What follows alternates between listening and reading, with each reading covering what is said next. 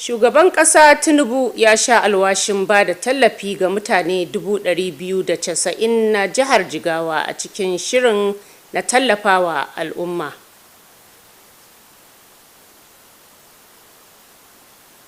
Ɗaliban aji na farko na FUD sun haɗa kai don shirin hidimar al'umma na shekara-shekara. Assalamu alaikum, barkanmu da sake saduwa a kumban labarai. Sunana Kamila Muhammad Lawal, ga labaran kamar haka.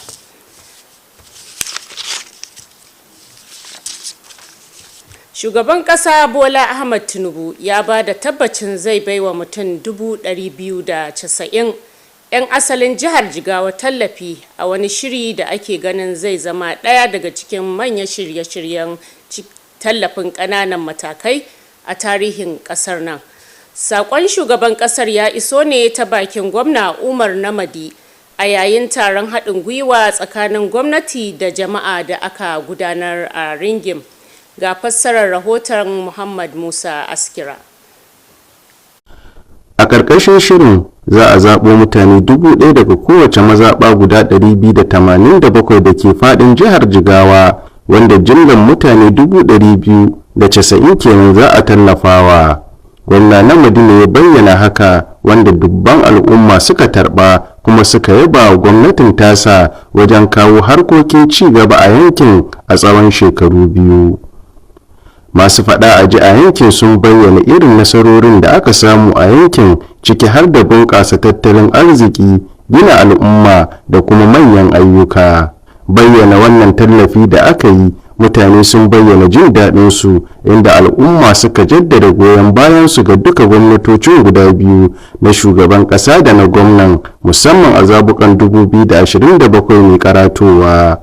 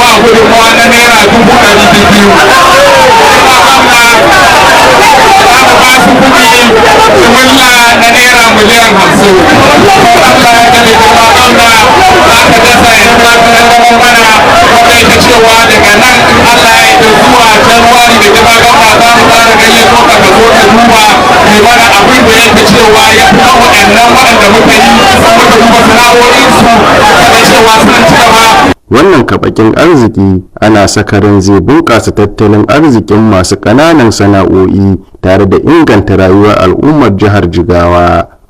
Ƙarshen rahoton kenan. Sani Labaran Salisu a labaran NTA. A matsayin wani bangare na darasi na ɗaliban shekarar farko a jami'ar tarayya da ke Dutse, an gudanar da shiri na shekara-shekara na aikin sa-kai a cikin al'umma, wanda aka tsara domin ƙarfafa mu'amala da jama'a, kula da muhalli da wayar da kan ɗaliban akan yaƙi da miyagun ƙwayoyi.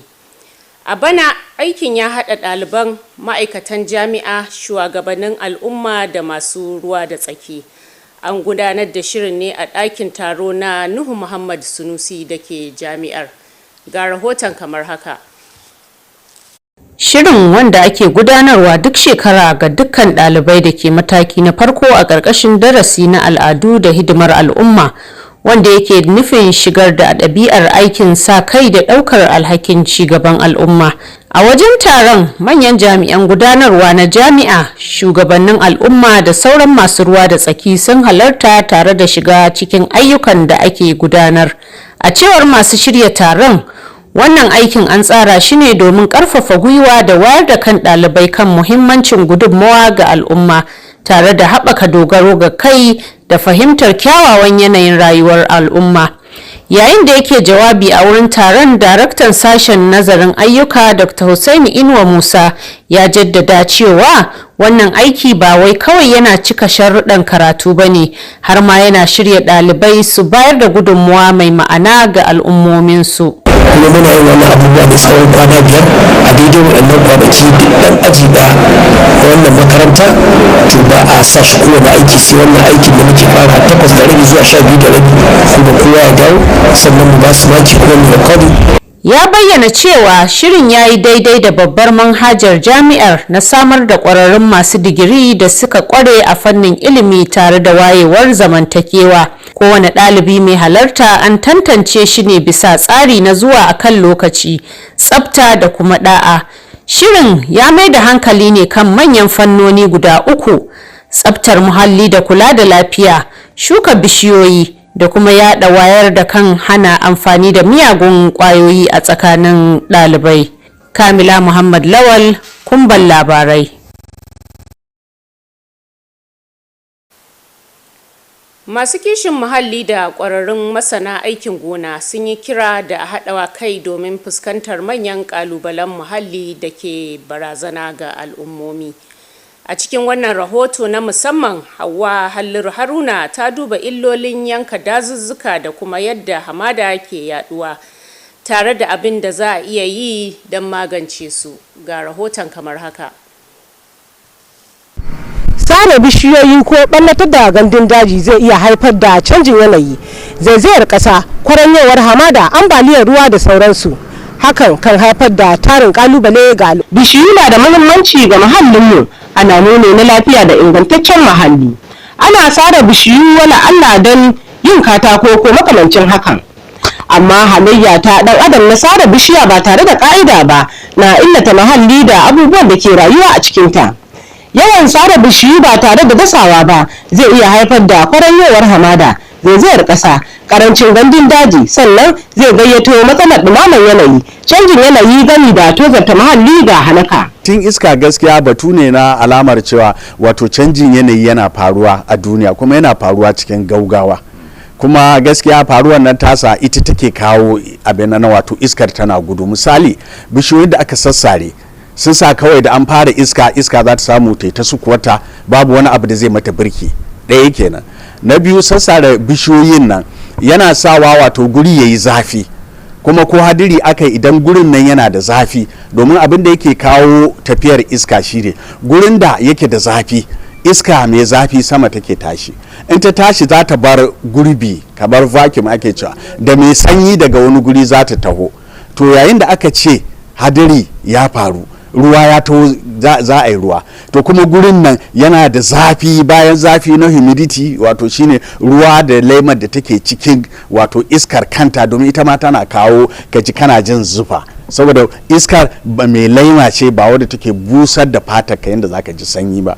To idan wannan zafin yayi yawa, shi ma yana sawa iskar ta yi gudu. To kaga abu biyu, gashi zafi ya karu a gurin nan, ya sa iska mai zafi ta yi sama, mai sanyi da ta taho da gudu don ta cike gurbinta kafin a fara yin ruwan, da kuma in ma ana yin ruwan misali. Sannan kuma gashi an sassare bishiyoyi, babu bishiyoyin da za su yi wa iskar birki. Masana ilimin muhalli sun kalli bishiyu a matsayin wani soso da ke tsotsa ruwan sama, karfafa dandamalin ƙasa, inda rashin gandun daji da dazuzzuka, zubar ruwan sama zai gangara ƙoramu, zai ƙara yawan koguna, hakan kuma zai jefa ƙauyuka da gonaki ga matsalar ambaliyar ruwa. Ita bishiya itatuwa yadda suke, banda ma wato iska da suke bamu da kuma inuwa, sannan ga kuma abin wuta, wato suna ragewa ƙarfin iska ko guguwa idan ta taho. To shi wannan dajin gwamna ko kuma plantation kamar yadda muke cewa, kusan ana abin nan ana raba su ne kamar guda abin nan kaso 3.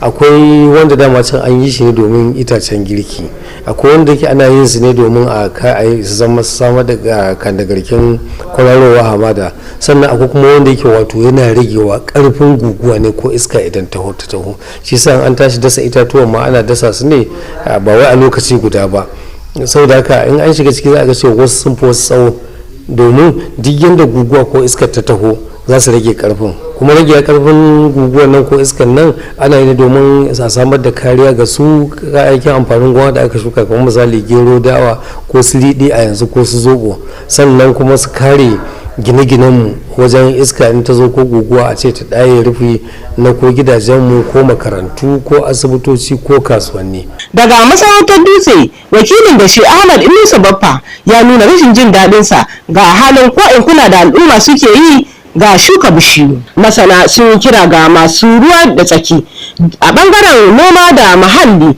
da a tashi tsaye a hada karfi da karfe don kiyaye matsalolin muhalli, sannan su ma mahukunta su kasance cikin faɗakar da al'umma illar sare bishiyu ba tare da ka'ida ba gami da waiwayar dokan nan ta gandun daji. Duba ga kalubale da sare bishiyu ba tare da ka'ida ba ke haifarwa, akwai buƙatar mutane su dinga shuka bishiyu a gidajensu ba fure ba, wala Allah na kayan marmari, don hakan za a iya samun alheri a cikinsa, wala na samun kuɗin kashewa ko kuma karko ga ƙasa, sannan kuma uwa uba kare muhallinmu daga farmaki daga iska mai ƙarfi ko kuma guguwa. Hauwa Halliru Haruna, Kumban Labarai. Da wannan muka zo ƙarshen wannan shiri, mu kwana lafiya.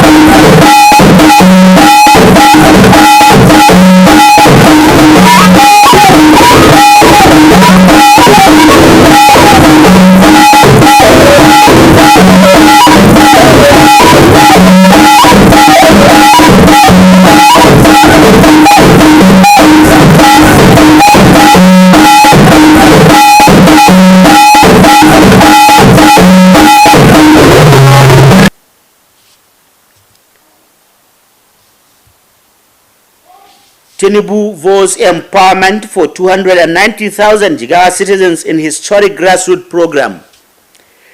FUD first-year students unite for annual community service initiative.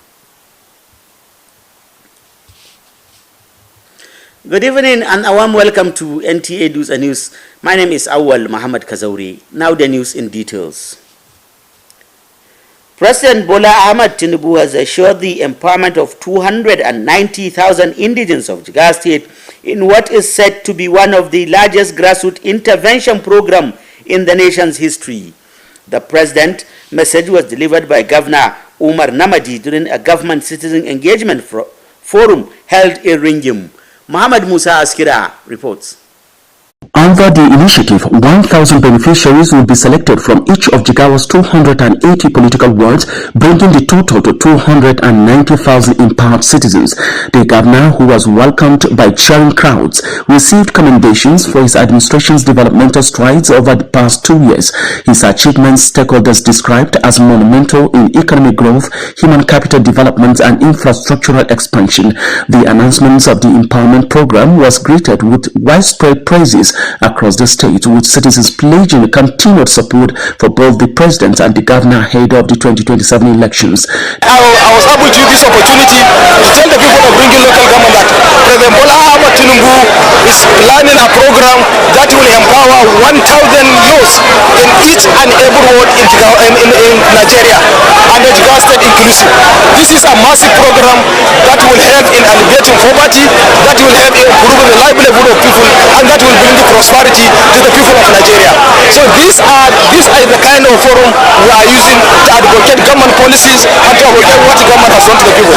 The governor has also rolled out Commissioner for Humanitarian and Special Duties Empowerment Scheme, where 250 beneficiaries drawn from 10 political wards in Ringin will receive 200,000 naira each to boost their businesses. The proposed intervention is expected to further stimulate the local economy and strengthen livelihoods across Jigawa State. From Dutse, Muhammad Musa Askira, NTA News. Under the initiative, 1,000 beneficiaries. As part of the mandatory course, first-year students at Federal University DUTSE engage in yearly community service exercise designed to promote civic participation, environmental care, and social awareness. This year's edition brought together students, university officials, and community stakeholders. Kamila Muhammad Lawal was at Nuhu Muhammad Sanusi Auditorium, the venue of the exercise, and files in this report. The program is a yearly initiative for all Level 1 students under the GST 113 course, People, Culture and Community Service, aimed at instilling a spirit of volunteerism and responsibility toward community development. In attendance were university administrative officers, community leaders and other stakeholders who joined the students in the day's activities. The exercise, according to organizers, is designed to motivate and sensitize students to the value of giving back to the society while fostering self-reliance and awareness of communal well-being. Speaking at the event, the Director of General Studies, Dr. Hussaini Inuwa Musa, emphasized that the exercise not only fulfills academic requirements, but also prepares students to contribute meaningfully to their communities. For all 100 level students, the course is mandatory for them, so they must take it and make sure that they pass it before they proceed to another level. So he noted that the initiative aligns with the university's broader mission of producing graduates who are both academically sound and socially conscious. Each participating student is assessed and graded based on punctuality, neatness, and discipline. The program focuses on 3 key areas: community sanitation and hygiene, tree planting, and drug abuse awareness campaigns among students. Kamila Muhammad Lawal, NTA DUTSE News.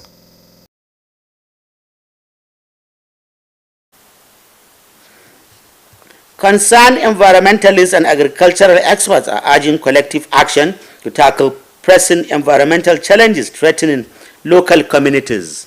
In this special report, Hawahaluru Haruna examines the far-reaching consequences of deforestation and desertification and what can be done to address them.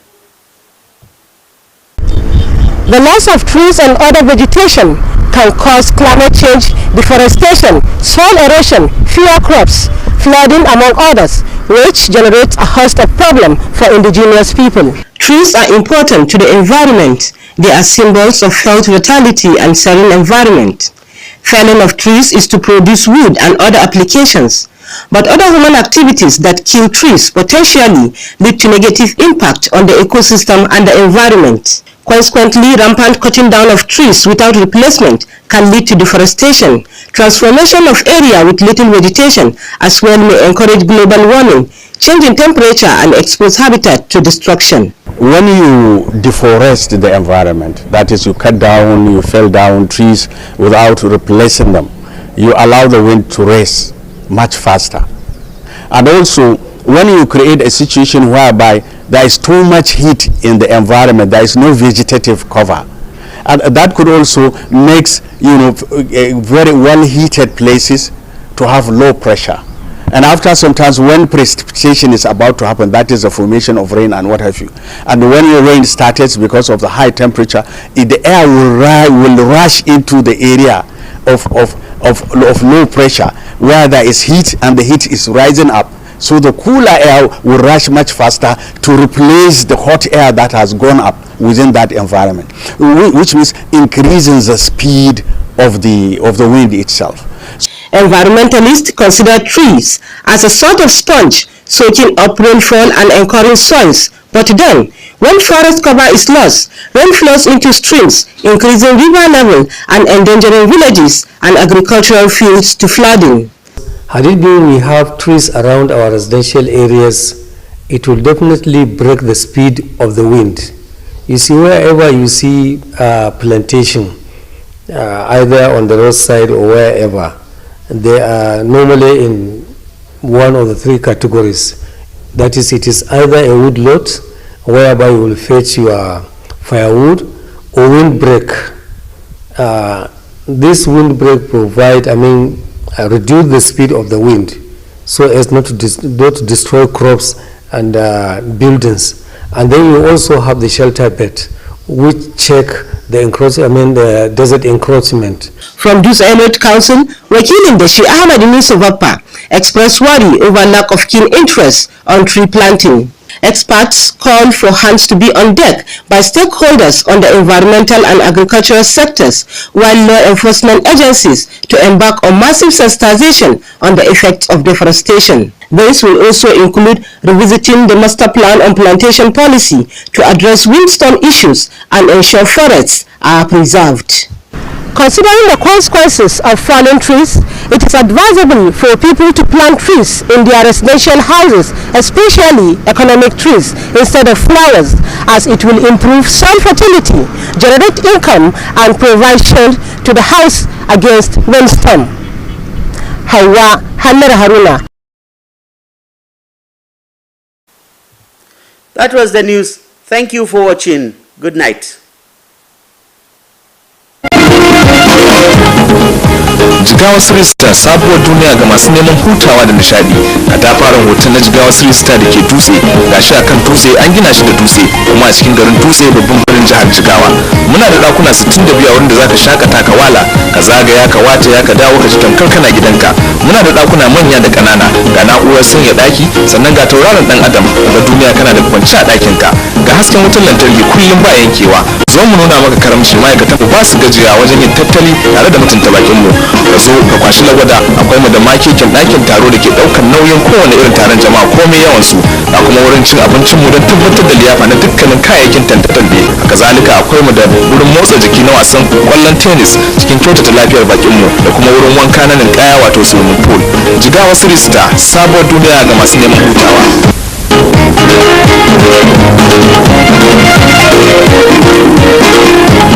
Have you been aspiring to be a student of the prestigious Ahmadu Bello University Zaria to no avail? Worry no more, as you can gain entry through NTA Television College JOS, an affiliate of the renowned Ahmadu Bello University Zaria, where eligible candidates with exam admissible scores of not less than 180 and 100 scores, and with 5 credits O-level in social sciences including English and mathematics, can turn their passion in broadcasting to profession by applying for a BSc in Mass Communication and MBTE-approved Innovation Diploma courses in Film and Television Production, Broadcast Journalism and Television Engineering, respectively.